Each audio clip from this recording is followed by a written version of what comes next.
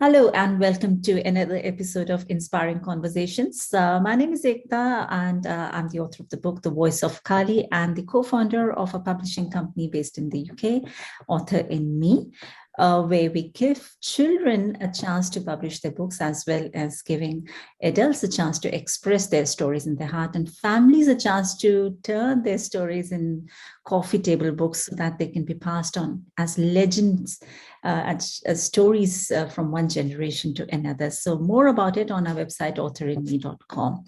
But I'm very excited to be joined by Swapna Dutta. And what a beautiful writing career. I was telling her that I was about to read her introduction, but it spanned to 4 pages and I don't even know where to start from.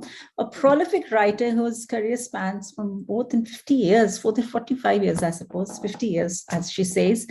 And her book, the latest book that is coming out is Tinku's Summer Adventure, which is published by Srishti Publishers, which has come out in November 2021.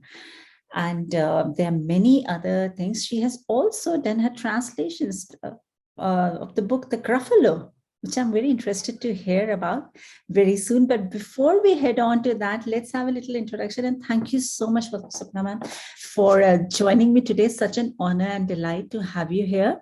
And I would really start by requesting you to give your such glorious publishing writing career, a very an introduction to all of those who are watching you here today.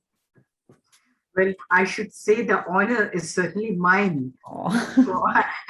And I'm really very happy and very grateful to you for having called me and remembering me. And I don't think I've achieved anything out of the way. It's just that I've been around for a pretty long time.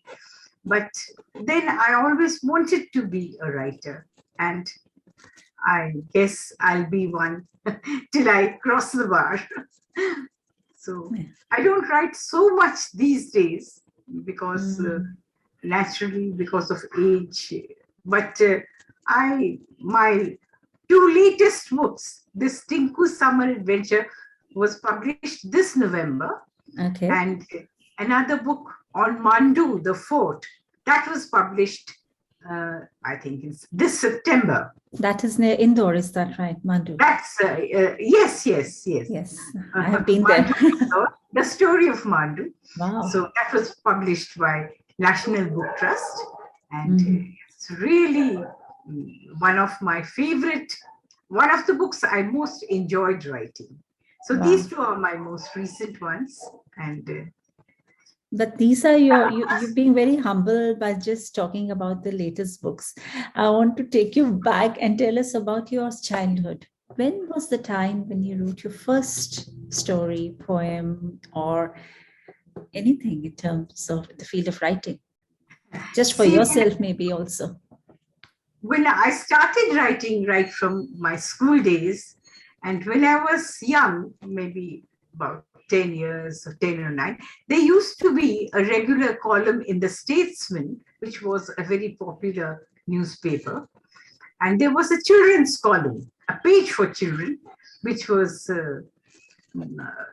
looked after by an English artist. We called her Auntie Jill. Her real name was Stella Johnson. And she married an Indian. But we called her Auntie Jill, and she looked after the page and she encouraged, there were competitions and we were encouraged to submit stories and poems. I think my first poem appeared there in the Statesman, and quite a few of them. And there was another children's magazine those days called Sunshine, which came out from Pune. And there too, I started writing quite regularly. But the credit for all that, I think, should go to my teachers. I studied in Carmel Convent, and the nuns who taught us English, they were very, very encouraging. They were very happy when we, showed them anything we wrote and would sort of tell us that, why don't you send it here or send it there?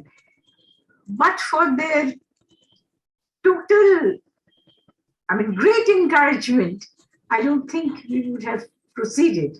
but more than one person, not just me, we took part in those competitions quite regularly. That was the beginning. So encouraging for me also, because that's our line of work in Author and Me, where we are giving children a chance to write stories and publish their books, hoping that it instills the love of writing and reading. And you saying that you started by that at the age of 10 and you have such glorious career as a writer, that just gives me the hope of that the children who are publishing books with us will probably fall in love with the stories and be encouraged to write.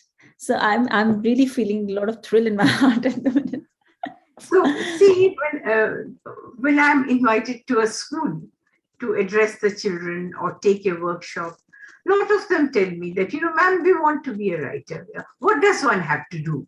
So I tell them that everyone can be a writer. There's a writer in each one of us. Yes. So we don't need to, study anything special or be anything special.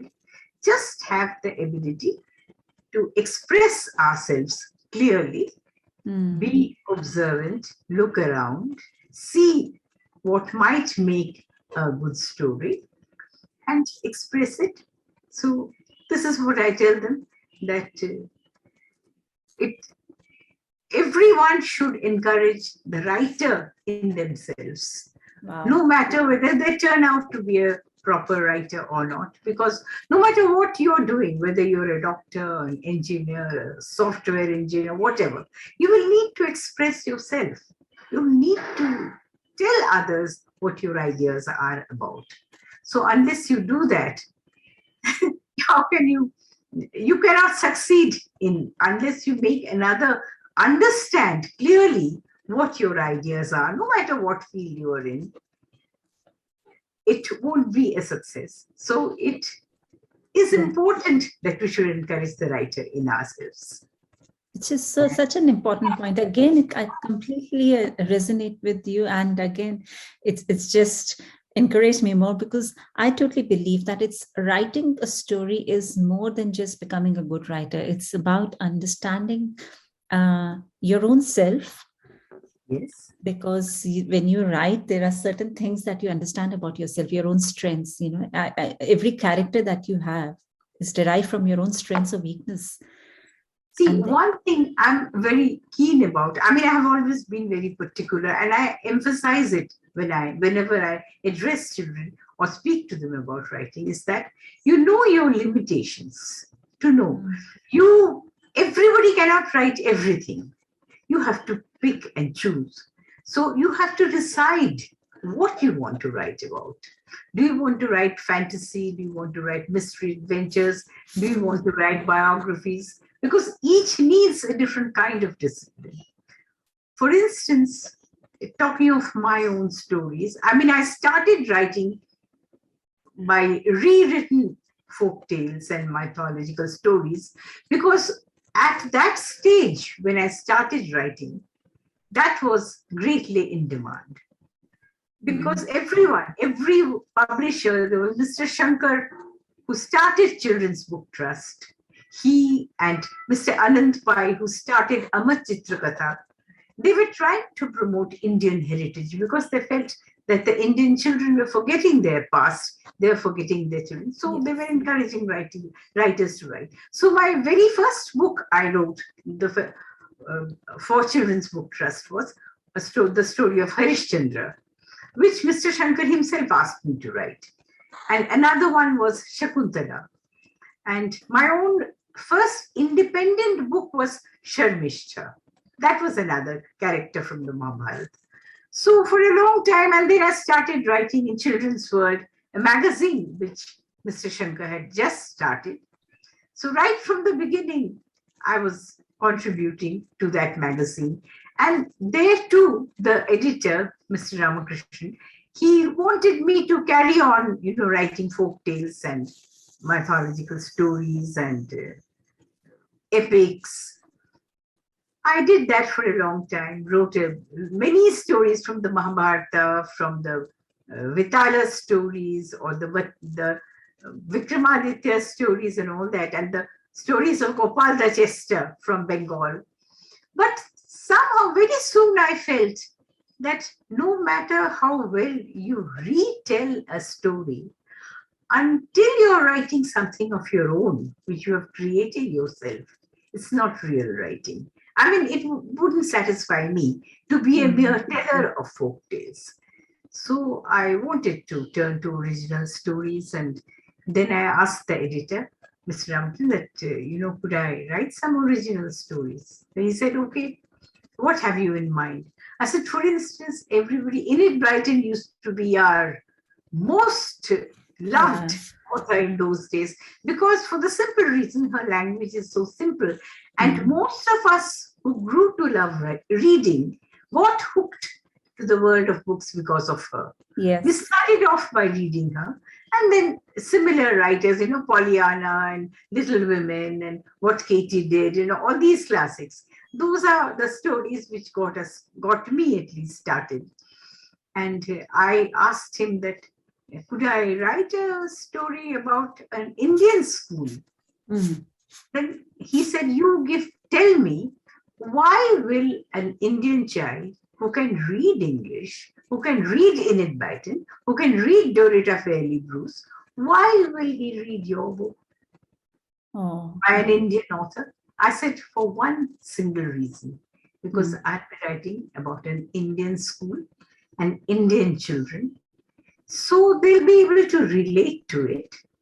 He said, okay, I don't mind. You show me your first draft, and if I like it, I'll carry it.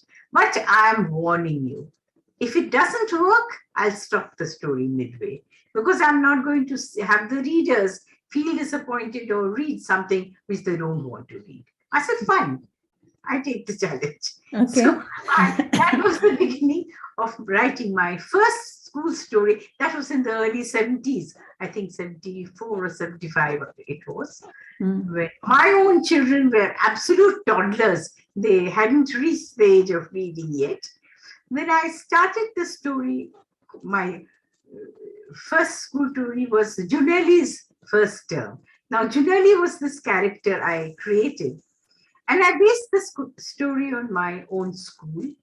I thought up about my own teachers, many of my own friends. Of course, it was dramatized, but most of the episodes in the story were based on actual facts, what happened.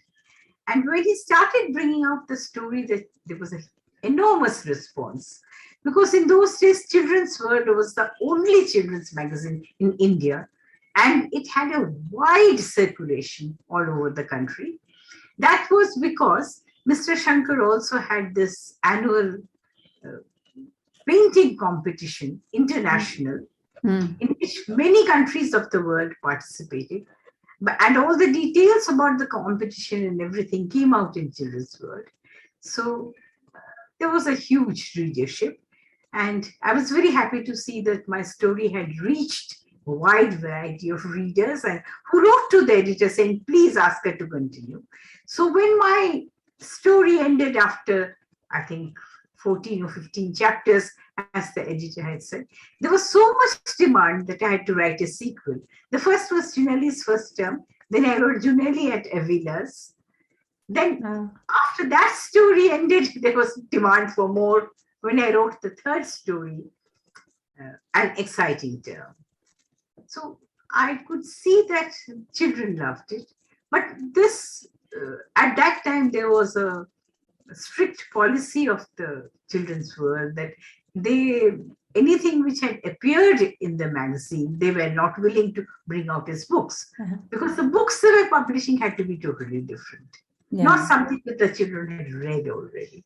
So these three were published as books much later by Indus Books, which was an imprint of HarperCollins. And the three books came out together. I think the year was 1992. And it was very popular. And well, a lot of people who were children then are all grown up now. Some of them are VIPs and celebrities like you. And I'm perpetually bumping against people, professors, teachers, lawyers, even people in government service. And they tell me that, ma'am, we read your story as a young girl. We grew up reading your stories, and that gives me such a sense of thrill. I think it's the best reward a writer can have. So if you ask me how much I have gained materially, how my books sell, what are the sales figures, I wouldn't be able to tell you. But I can say this much, that when people remember my stories even after 40 years, so it means that I must have made a tiny place in their hearts, which is really important, at least for me. And I don't really mind about the other things. Even now, people remember me as either the writer of Junelli or the writer of the Teddy stories, which were serialized in Children's World. Those were stories about myself and my sister and our grandfather's dog and our life in our grandfather's house. They were all true stories, because I was a great believer in, writing stories on real life. Fantasy and adventure mystery, these are the genres I never attempted. Not because I don't have any imagination, but because I was very sure that if I were to write these, the characters wouldn't be convincing enough even for myself. So if I'm not convinced, I can't possibly hope to convince my readers. So that's something I never attempted. I knew it was not my cup of tea. So my real strength lay in, writing about real life stories, real life characters. Like Teddy was a real character. That was later on, my later stories were about another dog, Rocky, and two more sisters. Those were my daughters and my own dog, Rocky. Wow. So I brought it into the story. So people around you in your world, in your house, they must be always wondering, am I in the next story? Yes, and they wouldn't be surprised. But even not necessarily things that had happened to me, even the incidents I heard from my friends. But that's the power of observation, isn't it? Yes. And trying to find out, or rather make an attempt to turn it into a story, a real life incident. For example, in my latest book, this Tinku's Summer Adventure, all the adventures described are based on real facts. They either happened to me or to a very close friend to whom I dedicated the book. So, and somehow I have seen that when you're writing about an incident that really happened, it gets convincing, and the readers are also convinced. Because it's real. Because it's real. That has a strength of its own. Yes. So I always felt that that's where my particular strength lay. At least I was happiest or the children were also happy reading those stories, which were based on real facts. That's why whenever I go to schools and meet children, I tell them that look around. There's enough material for stories in your daily life, in your school.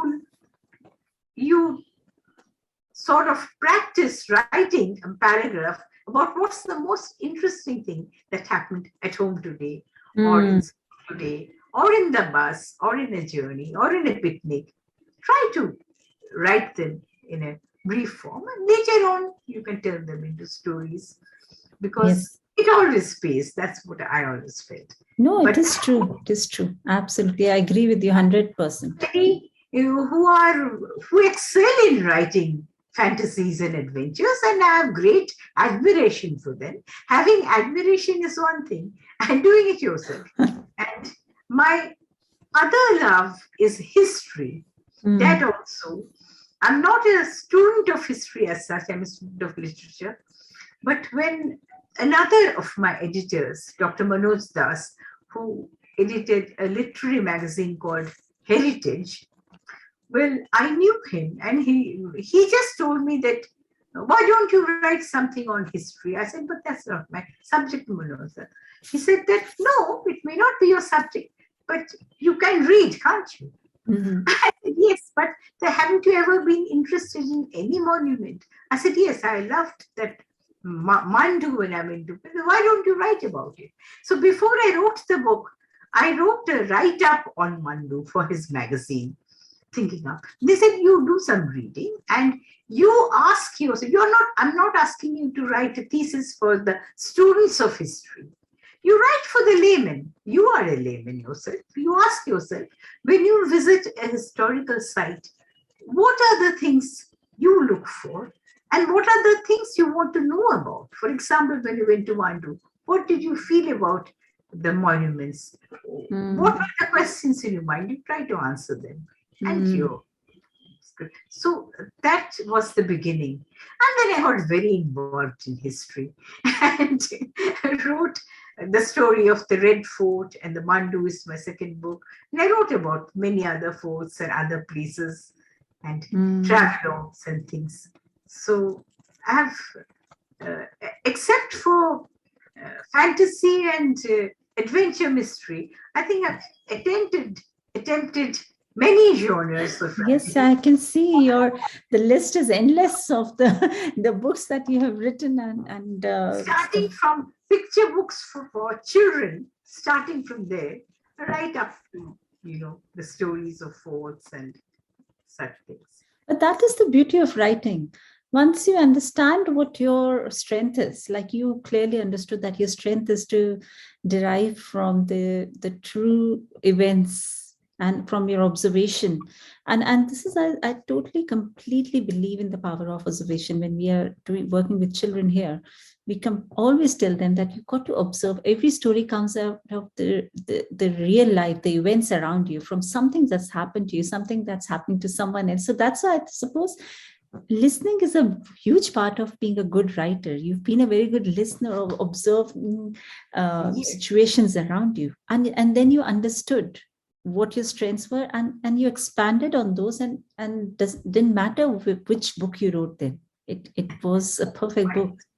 Because I've always been very well aware of what I cannot do. So I never tried to write something which I knew wouldn't sound convincing or wouldn't be deep enough, not just shallow. You can, any writer, anyone who knows English can read up a few things and write a few lines on it, or maybe a full write-up on it. But then you don't delve deep enough. And if there is no depth in your writing, what happens is the reader also reads it very superficially and forgets it. It doesn't touch the reader's heart unless you yourself go deep. That's what I've always believed. And within my limitations, I've tried to do my best. No. You've done the best. What can I say? You've done the best. You mentioned about my translating. Yes. That was also another hobby. I mean, I never wanted to be a translator. I mean, I never even thought about it. So when I was working with a magazine called Target, the editor, Rosalind Wilson, from whom also I learned a great deal. And I'm very much indebted to all my editors, in fact. I mean, whatever I am today is because of them. So she said that, I want to carry stories from regional languages. Now, Swapna, you are a Bengali. Why don't you translate a story by Leela Majumdar? I said, Rosalind, I've never translated any stories. So then start. What stops you? You try it. Then I said, but Leela Majumdar, she herself, she's a legend. I mean, she's one of the leading light in children's literature in Bengal. So, and she herself happens to be a double MA in English, first class in both. Oh. So she's very, very choosy. And I don't know if I'll get the permission. She'll permit me to translate anything of hers. Is it okay, right? So I wrote to her saying that, I like this particular story called The School very much. So may I translate it? She said, yes, you translate and send it to me. I'll see if it is good enough. If I permit, only then you can bring it out, not otherwise. So Rosa said, okay, you write it. And she forwarded it. And Leela Majumdar was quite happy with it. Said, okay, you can bring it out. So that story was published. And later, when I was writing for Heritage, Manoj Das, he said that there are so many beautiful stories in Bengali, poems and stories. Why don't you translate some of them? I said, but supposing they don't, I mean, they don't agree, the writers don't feel I'm good enough. I said, okay, you choose writers who are alive, you take the permission, see what they say. If they permit, then I'll carry them. So and I said, I'd rather translate poems. Okay, go ahead. So I translated the poems of Amiya Chakravarti and Premendra Mitra, and who were all very active in those days. I mean, they were still writing. So I sent them the story saying, the translation saying that, this is my translation. Would you approve of it? If so, then I'll pass it on to the editor. And all of them liked it. One or two wanted a few words changed here and there. I immediately changed them. So that's how it began. It was not really my intention to be a translator. Then later on, when I found that a lot of books in translation were coming out, and in Hachette, another friend of mine, Vatsala Kaul Banerjee, she's the editor. She said, would you be interested in translating Upendra Kishore's Ramayana and Mahabharata for children? Wow. I said, I loved those two books and they were with me. So I'd be very happy. So I translated both those books and I think the children were fairly happy with them. Anyway, I was very happy. It's a fulfilling career, isn't it? To write and to write with doing what you love and seeing the impact, like you said, that you met people who've grown up to be probably working in the corporate or in other professions, Yes. but they have learned from the stories. One of my husband's young officers, actually he had gone on tour and I was there, and she was the chief PMG of, I think, Jodhpur or Jaipur. And she said, ma'am, your name is familiar. Surely you're not that same Swapna Dutta.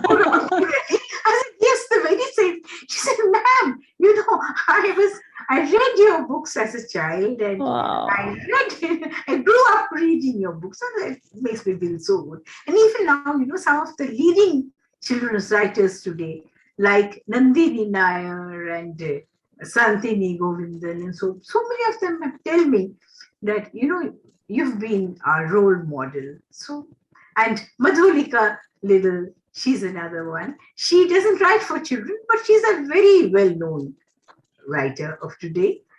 And so I think that's enough reward. It is more than enough. Did your own children ever read your books? Yes, they did. But, they were into other genres of stories. I think they may have glanced at it. And of course, the Teddy stories they read. But like my elder daughter, she was more into William and Biggles and, and then Dr. No, James Bond stories, those. Yeah. I never forced anybody in the family to read my stories. But there were enough people around me who loved them. So yeah, but were they encouraged to write? Like you, is any one of them a writer? Well, both of them do write. The elder one, she composes music, Sawan Datta. So she composes her own songs and her music. They learned how to express them, which is what it is. The younger one, Shabnam, she's a radio presenter she stays in London in Sunrise Radio. She also does podcasts and writings. And she wrote a book also. Fabulous. As long as they've seen you express beautifully through words, I'm sure they have carried that on. My house has always been full of books, spilling over at all ends. So both the girls, they got to love reading from a very early age. That is one thing they did learn, and they are still very fond of reading, both of them, despite their busy careers. But why do you think that children authors like you, and you've written such wonderful books, why have children authors from India not got international recognition? What is the hindrance there? What's the obstacle, do you think? What I would say is that, of course, Enid Blyton was very prolific, but there are very good Indian authors. But unfortunately, our marketing is very bad.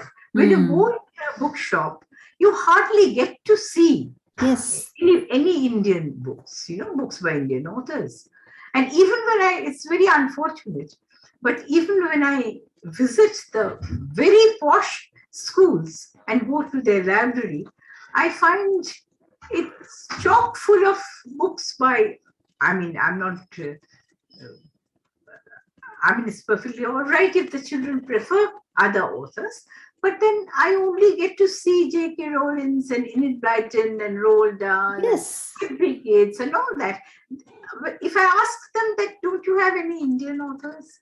They said yes, and way back in a corner, you might find it. Which is wrong, because that's the kids are reading about an environment which they are not living in, about a culture which they are not growing up in.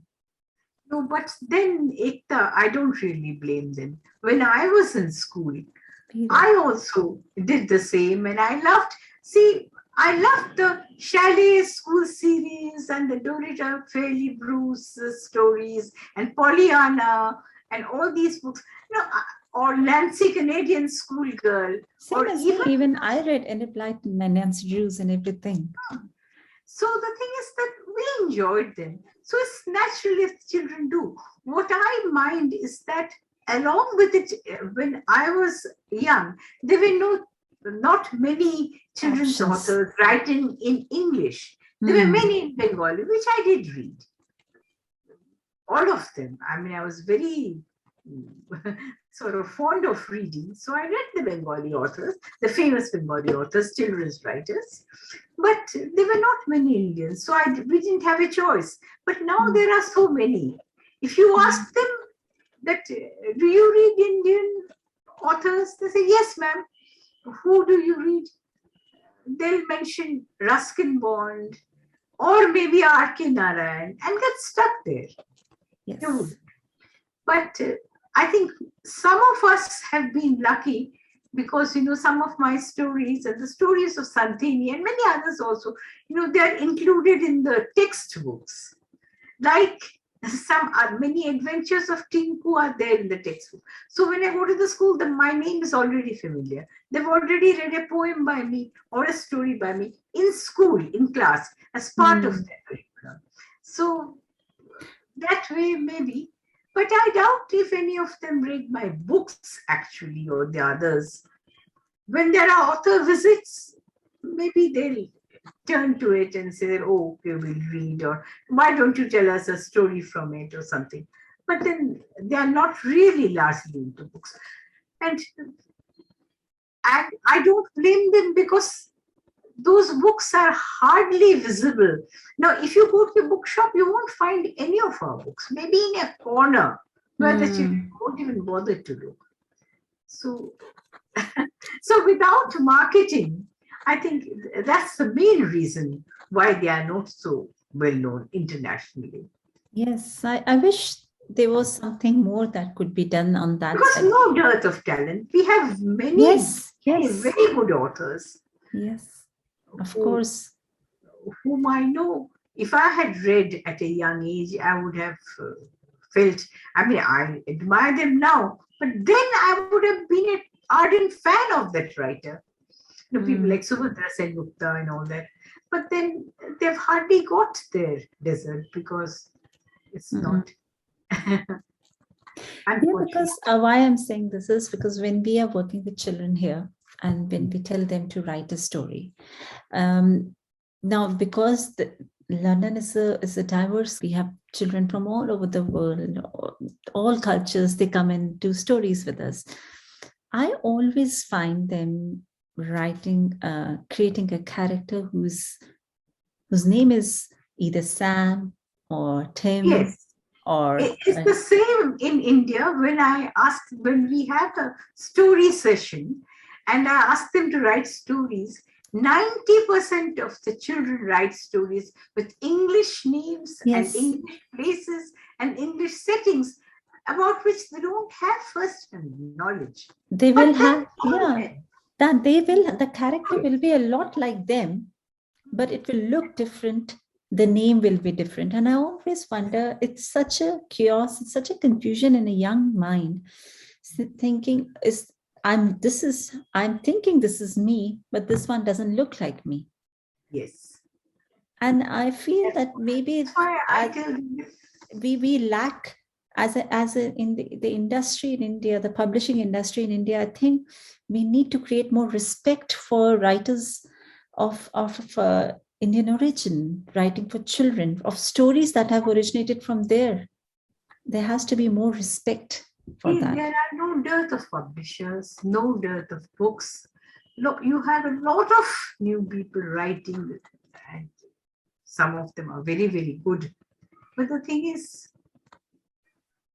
I really don't know how far they've been able to actually reach the children. Writing as such is something that parents probably don't invest much in their children, isn't it? They're always thinking about, my child should be good in maths, my child should be good in science, but they will not think my child should be good in writing. What do you have to say to parents here? See, I was at some of the school functions. If I'm a guest of honor and I'm addressing the parents, I always tell them that please encourage your children to write, because no matter what he or she chooses to become, it's very important to be able to express. For example, I give them the examples that think of some of our most famous writers, like Sir Arthur Conan Doyle. He was a doctor. Earl Stanley Gardner was a lawyer. So, or in the Air Force. So, they come from various fields. It's not that, if you are a writer, you're only writing. Anybody from any field can be a writer. So do encourage them to write. I encourage them to read. You join with them in reading. You share the books, discuss it amongst yourself. That's what I always tell them. And I don't know what to think, but this is something I insist on saying whenever I do. Yes, I insist that too. I always ask parents that this is as important a skill as any other skill. Encouragement should come from them. Yes. It's not only the job of the school. No. So you need encouragement from home as well as school to read more and write more. Write as well as you this can. About your latest book, which you were telling me about this yesterday, Tinkle Summer Adventure. Yes. What's this about? Actually, I wrote this book quite some time back in the year of the girl child. I think that was 1997 or 8. So I was told that while it is very common to have stories with all male characters, but all the main characters are boys, like see Treasure Island or the Hardy Boys or the Gorilla Hunters or Coral Island. All these stories have only male characters. But if you were to write a story where the girl characters are the main ones, I don't think anyone's going to read it. It cannot stand. I said, why not? I mean, why shouldn't a story about girls? So I took that challenge. I said, okay, I'm going to write a series of stories where the main character is a young girl and her 2 aunts, 2 young aunts who are in their early 20s. One is a teacher, one is a journalist. So let me see. So I wrote my first lot of Tinku stories, that was called Tinku at Dulyatal. These appeared as individual stories in the newspaper called Telegraph, and they had a section called Telekids for children. So that used to appear. That all these 15 stories appeared there. And apparently they were very popular because, after the first one, the editor said, why don't you send another? So after second and third, they said, why don't you send some more? So obviously, if the children didn't like them, then she wouldn't ask for them. And then later, these 15 stories were corrected and made into a book called Tinku at Dulyatar, that was done by Orient Longman, which is now in India called Orient Black Swan, but in those days it was Orient Longman. I wrote it for them. And many of these stories from there, they put them in their textbooks, some of the as an individual story. But those characters stayed with me. So I wrote, yes. Another thing, I think I wrote a story which was based in a village, and the editor was very unhappy and said, oh, why don't you base your story on a metro city? Who wants to know about a village and all that? So I said, why not? You think nothing happens there, nothing interesting happens there? Okay, I'll write a whole series of stories based in a village. So what happened in that story, the young aunt of Tinku, Moni Mashi, that is, Moni is the name, Mashi means aunt, mother's sister, yes. And the other aunt, the journalist aunt, is Nutu Pishi. Pishi is father's sister. Okay. Okay. So Mosi and Bua. Oh wow. Nice combination. So Mosi and Bua, it happened because the parents got married, because Mosi's sister got married to Bua's brother. So that's how. And Tinku is the child. So I put it this way, that Tinku, Monimashi, who teaches in a school in Calcutta, gets an offer from a village to go there as a temporary headmistress for just one term. She's quite excited because, it's a different kind of life. She has no idea about village life, what it's going to be like. And then the journalist friend, Nutupishi, said, okay, I'm also taking on a new job, so I'll also accompany you. In the meantime, Tinku falls ill, lives in Delhi and attends a Delhi school. Yeah. And the aunts go there. They said, what are we going to do? Because Tinku's parents were going off on a conference to England, and she was supposed to go to the hostel. But since she's ill, she doesn't know what to do. So the aunts say, okay, we'll take her with us as soon as she's allowed to travel. Once she's up and about, we'll bring her back to Delhi and put her in the hostel. So that's how Tinku also accompanies her aunts to this village. Then the stories are all about what happens after they go to the village, So different kinds of things. So anyway, they are quite amusing. And these stories also, I sent them to Telegraph again, just to see if the children would like it or not. So these 15 stories also appeared in Telekids much later, in the 90s, late 90s. But then they were also very popular and the children loved them. Then I made them into a book. And for what age group is this? Suppose you see, the heroine is 8 and a half. So roughly, I would say the 8 to 10 years. So most of my good stories, books are, meant for that age group. I feel very comfortable, writing for them. I have written very few stories for teenagers. I have written a few, and maybe 3 or 4. But the bulk of my stories is meant for that age group. But have you written any stories for adults? Yes, I have. And they were published in some, there used to be a magazine called Eve's Weekly. Some of them were.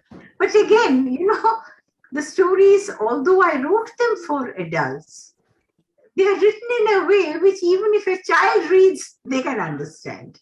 So basically, it was a children's writer telling an adult story. So then I very soon realized that, I wouldn't make a very successful, adult writer. You see, I enjoy writing non-fiction also. Yes. For example, another of my books, future books, which I hope will be out next year, that's about the arts and crafts of India. That will be brought out by Scholastic. So let me see. But that also, I loved writing it and very much enjoyed writing it. Gruffalo, it's a very popular story here. How did you end up doing? My grandsons love it, love the book, and I remember reading it to them so many times when they were absolute tots. You see, during the pandemic, suddenly it was, we have an association, the Association of Writers and Illustrators for Children, known as AWIC. So they are quite popular, and they have, we all belong, and they had been, the Pan Macmillan had contacted them and said that can some of your authors translate some of Julia Donaldson's books into regional languages. They wanted 4 languages: Hindi, Bengali, Tamil, and Marathi. Wow. So I got that assignment through AWIC, that is that organization. They said, Swapna, would you like to do it? I said, I'd love to do it. And well, then they gave us the books and we wrote, and it was accepted. It was also published during, I think it was published in 2020. That is last year. So that was a happy time during the pandemic doing these 3 books. I did 3: Room on the Broom, Gruffalo, and A Squash and a Scream. All of them such lovely stories. Lovely stories. I did them and it was pretty challenging because we had to write it in the same rhythm and equal number of words as in English. Yes. Because the format was common. So our poems had to fit into each line, not exceed. So to write it in Bengali, the same thing, which would suit these very illustrations and fit these many number of words. So, wow. But anyway, I love doing it. It meant rewriting many times, consulting the thesaurus, seeing which words would fit. How long does it take for you to write a book? See, that depends. If sometimes I've written in a very short time, in a week. Sometimes 1 week. 1 week. When I'm writing for a competition, see, like my book Shadows in the Snow, which I wrote for a competition. So I knew that the deadline was very near if I had to write something. So I had a sort of an idea in my mind. That also was a very known locale and all that. So I wrote that story, I think in not more than 10 days. But normally it does say, for example, Mandu or Red Fort, it took me 6 months or even a year. Because when I'm researching facts, I normally, like to be very thorough in my research. If any historical characters are involved. So that took me pretty long, quite long, even more than a year maybe. And this book on art and craft, it took me about 3.5, 4 years, because I was reading up about a lot of things and what I wanted to. There are many arts and many crafts, but I only wrote about those which interest me personally. So all this picking and choosing.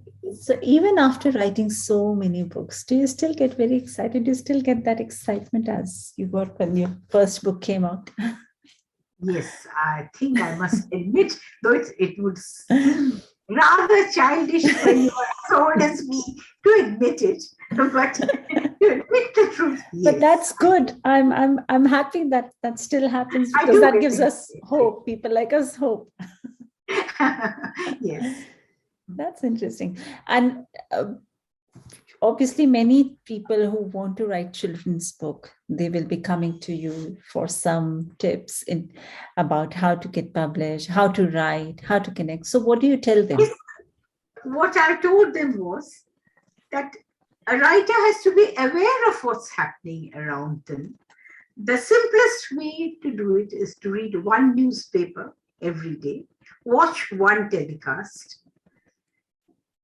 whatever you like, but one news-based program, just to see what's happening in the world, and then to keep a notebook handy, and also, cut out when you're reading a newspaper some story which interests you. You just an incident maybe, like monkey escaping from the zoo and coming to it happened in my daughter's school, came to the classroom.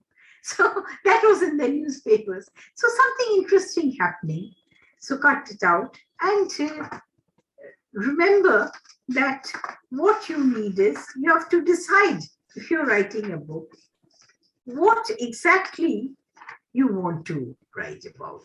Do you want to write an adventure or a history book or something about your favorite character or maybe a sports person? So you decide, and best thing to do is, you read up, and if you want to get published, you start off by writing and sending it to now there are many newspapers who welcome writings from children, like the Hindu, the Delegates, and there are others. So you write for them, send them, and first of all, you be very clear and precise in what you're saying, and choose something interesting. And if they have any requirements, another thing is to discipline yourself to write within a certain number of words. Normally, writing for Hindu, the stories, even when we are writing for them, the limit is 500 words. You have to write a word within 500. When I was writing these Tinku stories for Telegraph, their outside limit was 800 words. So the whole story had to fit in there, with the dialogue, the conversation. I find that sometimes gives us, it's better. It brings out the better quality of work when you have. The sooner you learn to do it, the better. Yes. So if you know exactly within how many words you want to do it, choose something about which you know. Don't choose something about which you have, half knowledge or just some things, a few ideas. Don't do that. You know your subject thoroughly. So that is something I always tell them. Tell them to look around and find the story. And not give up, probably. Not give up. Certainly never give up. Because writing is something everyone is going to require, whether you become a writer or not. You need to express yourself clearly and well, so that others understand what you're saying, and you are able to convey exactly what you want to say. Wow, it's been so inspiring just talking to you and listening to you. And I'm sorry if I spoke too much. No. I'm sorry that I should have given you more time, but we'll do another one with you probably again very soon when your next book comes out. I haven't written many stories for children, but certainly one tip that I have taken away from you today is to be aware of the news that's going around, because especially now when we have such an information surge and there are many things that we keep hearing every day, we just keep passing by, but just a little awareness of what's happening around is so important. And the children these days, they're so much more sharp. They know so much more, and they imbibe so much more than we ever did. So this is something to be encouraged to, grasp what's going on. Awareness and observation, the two key words that I think that I have taken from you today is being more aware and being more observant. No, it's been such an honor, such an absolute pleasure just speaking to you today, and thank you for honoring the inspiring conversations and making it more inspiring. And thank you so much for asking me, and it was really wonderful to be able to say what I really feel about a subject which is so dear to me. We'll have you back again very soon, I can assure you. Thank you. Thank you.